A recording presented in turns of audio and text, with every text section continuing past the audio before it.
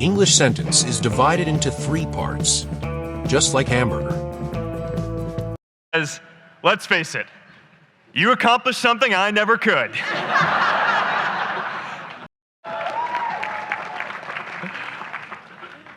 Today, I want to talk about purpose.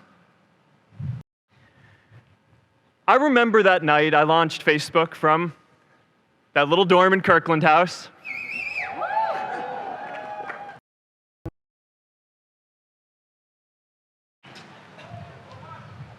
I love this place. Thank you all for coming out in the rain, the pouring rain. We're going to make this worth it for you. President Faust, Board of Overseers, faculty, friends, alumni, proud parents, members of the ad board,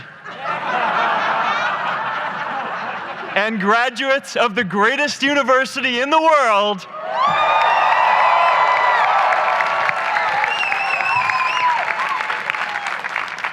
I am honored to be here with you today because, let's face it, you accomplished something I never could. If I get through this speech today, it'll be the first time I actually finish something here at Harvard. Class of 2017, congratulations.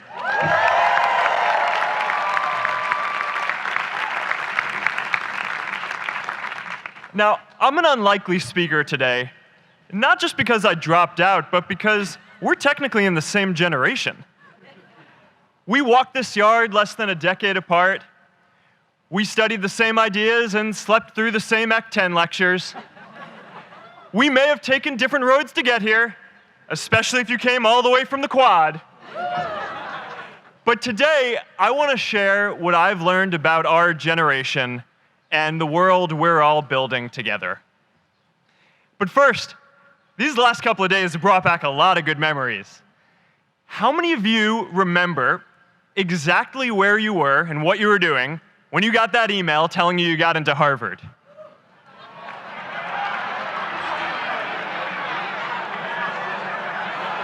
I was playing the video game Civilization, and I ran downstairs and got my dad, and for some reason, his first reaction was to video me opening the email.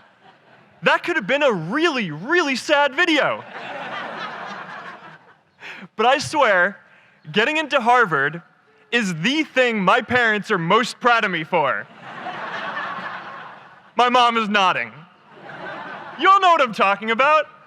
Look, guys, it's tough to beat this. You'll see when you get out there. How many of you remember your first lecture here at Harvard? Mine was Computer Science 121 with the incredible Harry Lewis. Harry. I was running late for class, so I threw on a t-shirt, and I didn't realize until afterwards that I put it on inside out and backwards, and my tag was sticking out the front. I couldn't figure out why no one in class would talk to me. Except for this one guy, KX Jin. He just went with it. We started doing our problem sets together, and now he runs a big part of Facebook. And that, class of 2017, is why you should be nice to people.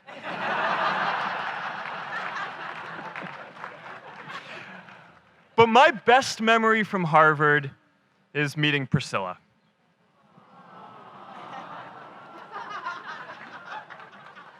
I had just launched this prank website, FaceMash,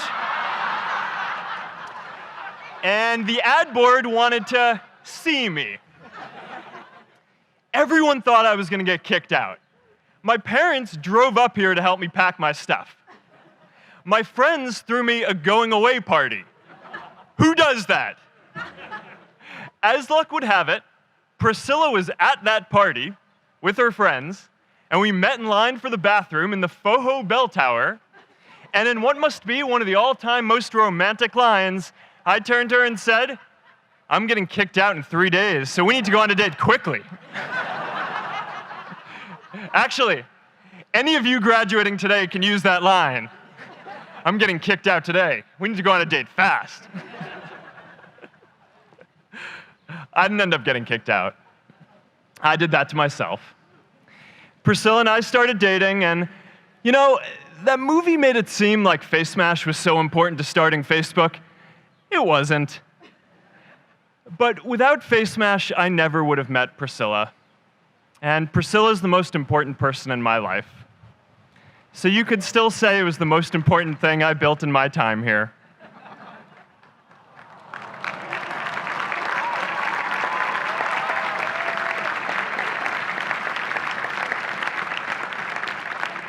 We have all started lifelong friendships here, and some of us even families.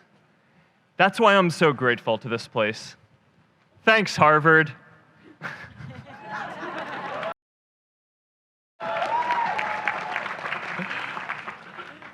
Today, I want to talk about purpose. But I'm not here to give you the standard commencement about finding your purpose. We're millennials. We try to do that instinctively. Instead, I'm here to tell you that finding your purpose isn't enough. The challenge for our generation is to create a world where everyone has a sense of purpose. One of my favorite stories is when JFK went to go visit the NASA Space Center, and he saw a janitor holding a broom, and he asked him what he was doing, and the janitor replied, "Mr. President, I'm helping put a man on the moon." Purpose is that feeling that you are a part of something bigger than yourself, that you are needed, and that you have something better ahead to work for. Purpose is what creates true happiness. And you are graduating at a time when this is especially important. When our parents graduated, that sense of purpose reliably came from your job, your church, your community. But today, technology and automation are eliminating many jobs. Membership in a lot of communities has been declining, and a lot of people are feeling disconnected and depressed and are trying to fill a void in their lives. As I've traveled around, I've sat with children in juvenile detention and opioid addicts who've told me that maybe their lives would have turned out differently if they just had something to do, an after-school program or somewhere to go. I've met factory workers who know their old jobs aren't coming back and are just trying to find their path ahead. For our society to keep moving forward, we have a generational challenge to not only create new jobs, but create a renewed sense of purpose. I remember that night I launched Facebook from that little dorm in Kirkland House.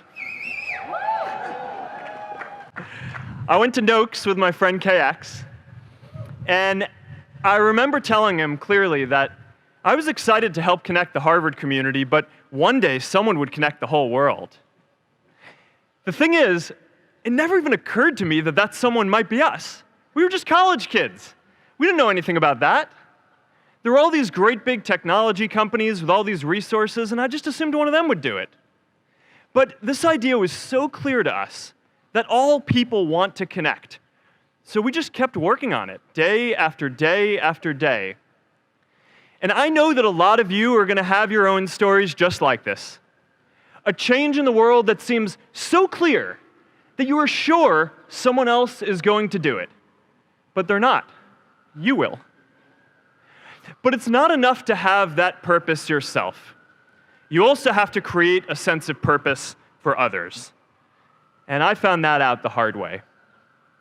You see, my hope was never to build a company. I wanted to have an impact. And as all these people started joining us, I just assumed that that's what they wanted to do too. So I never took the time to explain what it was that I hoped we'd build. A couple years in, some big companies wanted to buy us. I didn't want to sell. I wanted to see if we could connect more people. And we were building the first version of Newsfeed at the time, and I thought, if we could just launch this, it could change how we all learn about the world. Nearly everyone else wanted to sell. Without a sense of higher purpose, this was their startup dream come true, and it tore our company apart. After one particularly tense argument, one of my close advisors told me if I didn't agree to sell the company right now, I would regret that decision for the rest of my life. Relationships were so frayed that within a year or so, every single person on our management team was gone. That was my hardest time leading Facebook. I believed in what we were doing, but I felt alone. And worse, it was my fault. I wondered if I was just wrong, an imposter, a 22-year-old kid who had no idea how things actually worked. Now, years later, I understand that is how things work when there's no sense of higher purpose. So it's up to all of us to create it so we can all keep moving forward together. And today, I want to talk about 3 ways that we can create a world where everyone has a sense of purpose. By taking on big, meaningful projects together. By redefining equality so everyone has the freedom to pursue their purpose. And by building community all across the world. So first, let's take on big, meaningful projects. Our generation is going to have to deal with tens of millions of jobs replaced by automation like self-driving cars and trucks. But we have the potential to do so much more than that. Every generation has its defining works. More than 300,000 people worked to put that man on the moon, including that janitor. Millions of volunteers immunized children around the world against polio, and millions of more people built the Hoover Dam and other great projects. And now it's our generation's turn to do great things. Now I know, maybe you're thinking, I don't know how to build a dam. I don't know how to get 1 million people involved in anything. Well, let me tell you a secret. No one does when they begin. Ideas don't come out fully formed. They only become clear as you work on them. You just have to get started. If I had to know everything about connecting people before I got started, I never would have built Facebook. Movies and pop culture just get this all wrong. The idea of a single eureka moment is a dangerous lie. It makes us feel inadequate because we feel like we haven't had ours yet. And it prevents people with seeds of good ideas from ever getting started in the first place. Oh, and you know what else movies get wrong about innovation? No one writes math formulas on glass, okay? All right? That's not a thing, okay?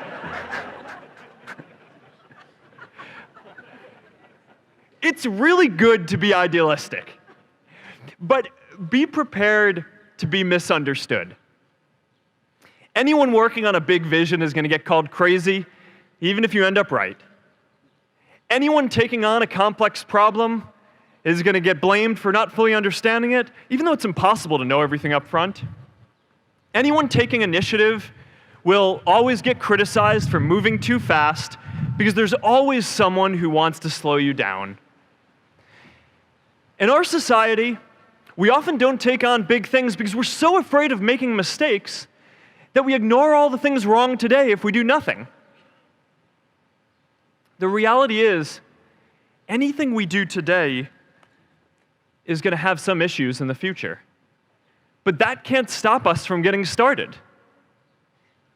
So what are we waiting for? It is time for our generation-defining great works. How about stopping climate change before we destroy the planet and getting millions of people involved manufacturing and installing solar panels? How about curing all diseases and getting people involved by asking volunteers to share their health data, track their health data, and share their genomes? You know, today, our society spends more than 50 times as much treating people who are sick as we invest in finding cures so people don't get sick in the first place.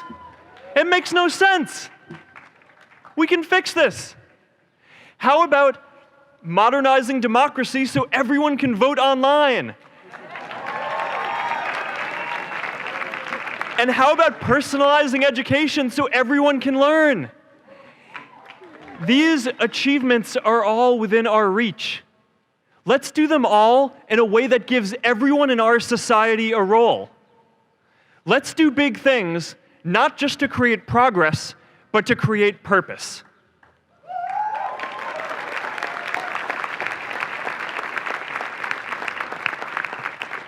So taking on big, meaningful projects together is the first thing we can do to create a world where everyone has a sense of purpose. The second is redefining our idea of equality so everyone has the freedom to pursue their purpose. Now, many of our parents had stable jobs throughout their careers, but in our generation, we're all a little entrepreneurial, whether we're starting our own projects or finding our role in another one. And, that's great, because our culture of entrepreneurship is how we create so much progress. An entrepreneurial culture thrives when it is easy to try lots of new ideas. Facebook wasn't the first thing I built. I also built chat systems and games, study tools and music players, and I'm not alone. J.K. Rowling got rejected 12 times before she finally wrote and published Harry Potter. Even Beyoncé had to make hundreds of songs to get Halo. The greatest successes come from having the freedom to fail. Now, today, we have a level of wealth inequality that hurts everyone. When you don't have the freedom to take your idea and turn it into a historic enterprise, we all lose. And right now, today, our society is way over-indexed on rewarding people when they're successful, and we don't do nearly enough to make sure that everyone can take lots of different shots. Now, let's face it, there is something wrong with our system when I can leave here and make billions of dollars in 10 years, while millions of students can't even afford to pay off their loans, let alone start a business.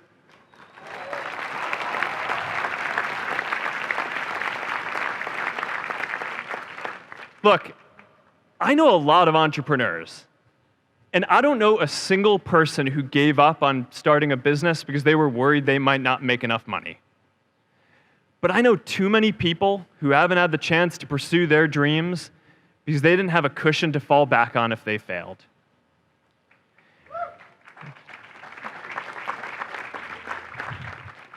We all know you don't get successful just by having a good idea or working hard. You get successful by being lucky too.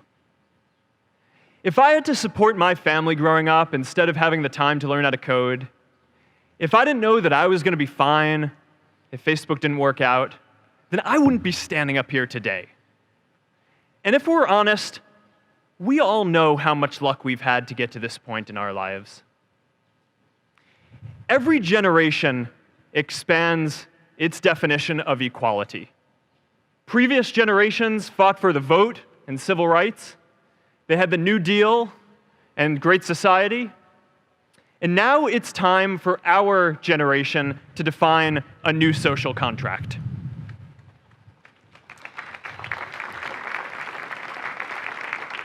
We should have a society that measures progress not just by economic metrics like GDP, but by how many of us have a role we find meaningful. We should explore ideas like universal basic income to make sure that everyone has a cushion to try new ideas. We're all going to change jobs and roles many times, so we need affordable childcare to get to work and healthcare that's not tied to just one employer. And we're all going to make mistakes. So we need a society that's less focused on locking us up and stigmatizing us when we do. And as our technology keeps on evolving, we need a society that is more focused on providing continuous education through our lives.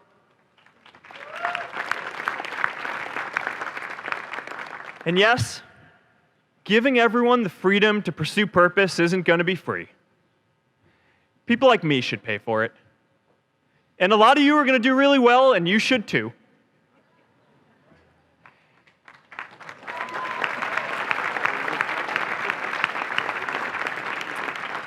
That is why Priscilla and I started the Chan Zuckerberg Initiative and committed our wealth to promoting equal opportunity.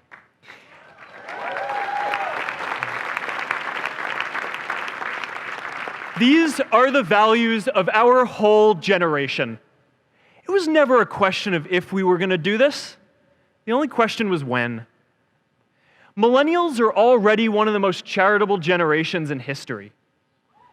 In just 1 year, more than 3 in 4 US millennials donated to charity, and more than 7 in 10 raised money for another one. But it's not just about giving money. You can also give time. And I promise you, if you just take an hour or two a week, that's all it takes to give someone a hand and help them reach their potential. Now, maybe you're thinking, that's a lot of time. I'm not sure if I have that much time. I used to think that. You know, when Priscilla graduated from Harvard, she became a teacher. And before she'd do education work with me, she told me that I needed to get my own experience teaching a class. At first, I complained.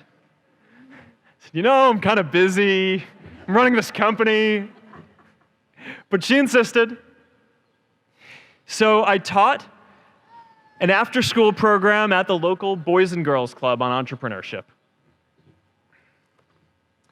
I taught those kids lessons on product development and marketing, and they taught me what it was like growing up feeling targeted for your race, and what it's like having a family member in prison.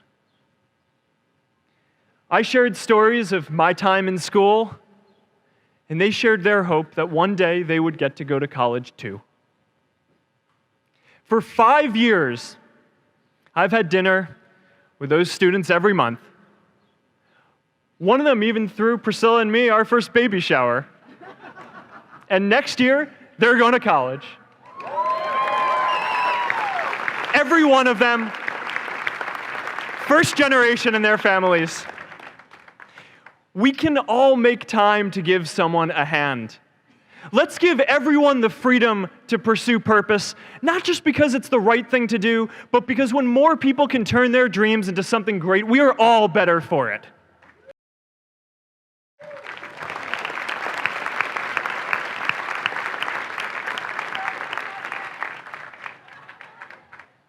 Purpose doesn't only come from work. The third way we can create a sense of purpose for everyone is by building community. And in our generation, when we say purpose for everyone, we mean everyone in the world. Now, quick show of hands. How many of you here are from another country? All right, now keep your hands up. How many of you are friends with one of these folks? Now we're talking. See, we have grown up connected. In a recent survey of millennials around the world, asking what most defines our identity, the most popular answer wasn't nationality, ethnicity, or religion. It was citizen of the world. That's a big deal. Every generation expands the circle of people we consider one of us. And in our generation, that now includes the whole world. We understand that the great arc of human history bends towards people coming together in ever greater numbers, from tribes to cities to nations, to achieve things that we could not on our own. We get that our greatest opportunities are now global. We can be the generation that ends poverty, that ends disease. And we get that our greatest challenges need global responses too. No country can fight climate change alone or prevent pandemics. Progress now requires coming together, not just as cities or nations, but also as a global community. But we live in an unstable time. There are people left behind by globalization across the whole world. And it's tough to care about people in other places when we don't first feel good about our lives here at home. There's pressure to turn inwards. This is the struggle of our time. The forces of freedom, openness, and global community against the forces of authoritarianism, isolationism, and nationalism. Forces for the flow of knowledge, trade, and immigration against those who would slow them down. This is not a battle of nations. It is a battle of ideas. There are people in every country for more global connection, and there are good people against it. And this isn't going to be decided at the UN either. It's going to happen at the local level when enough of us feel a sense of purpose and stability in our own lives that we can start to open up and care about everyone else too. And the best way to do that is to start building local communities right now.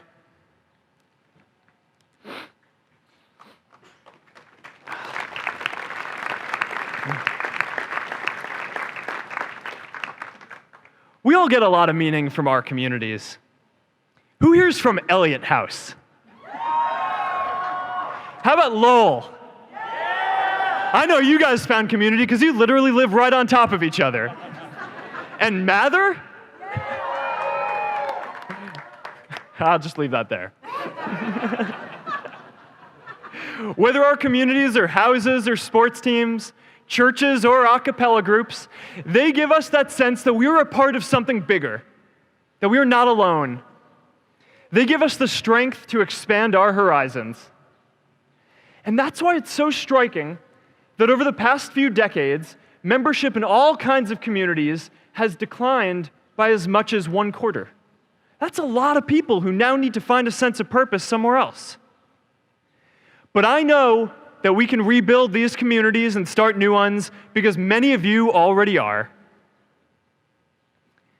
I met Agnes Segoye, who's graduating today. Agnes, where are you?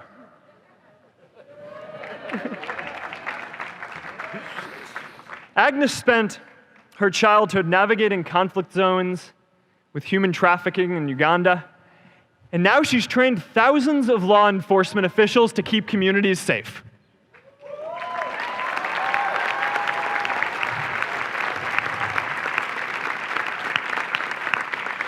I met Kayla Oakley and Neha Jain. We're graduating today too. Stand up, guys. Kayla and Neha started a nonprofit that connects people suffering from chronic illnesses with people in their communities who are willing to help out.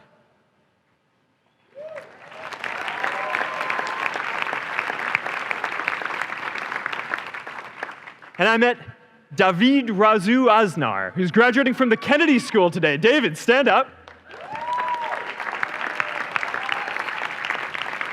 David is a former city councilor who fought to make Mexico City the first Latin American city to pass marriage equality, even before San Francisco.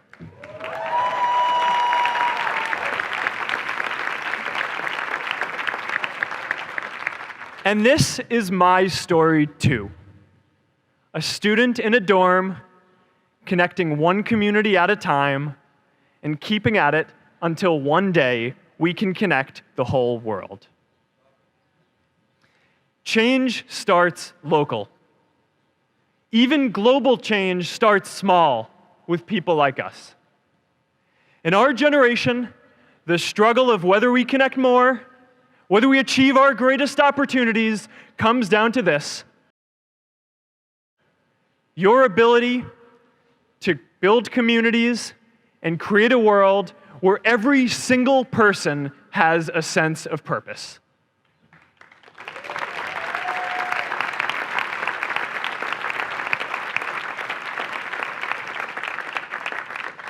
Class of 2017, you are graduating into a world that needs purpose. And it's up to you to create it. Now, maybe you're asking yourself, can I really do this? Well, remember when I told you about that class I taught at the Boys and Girls Club? One day after class, I was talking to my students about going to college, and one of my top students raised his hand and said that he wasn't sure he could go to college because he's undocumented. He wasn't sure if they'd take him. Last year, I took him out to breakfast for his birthday, and I wanted to get him a gift, so I asked him what he wanted, and he just started talking about struggles that he saw other students in his class facing, and finally said, I'd really just like a book on social justice. I was blown away. Here is a young guy who has every reason to be cynical. He wasn't sure if the country he calls home, the only one he's known, was going to deny him his dream of going to college. But he wasn't feeling sorry for himself. He wasn't even thinking of himself. He has a greater sense of purpose, and he's going to bring people along with him. It says something about our situation today that I can't even say his name because I don't want to put him at risk. But if a high school senior who doesn't know what the future holds for him can do his part to move the world forward, then we owe it to the world to do our part too.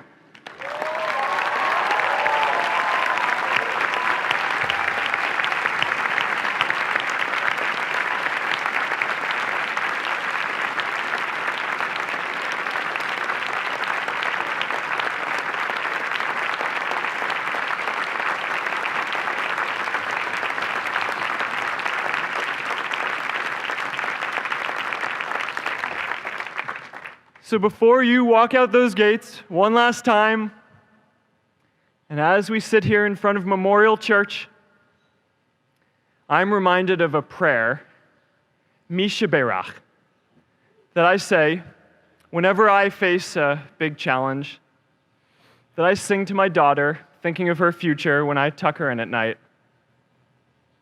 And it goes, "May the source of strength, who's blessed the ones before us, help us find the courage to make our lives a blessing." I hope you find the courage to make your life a blessing. Congratulations, class of 2017. Good luck out there.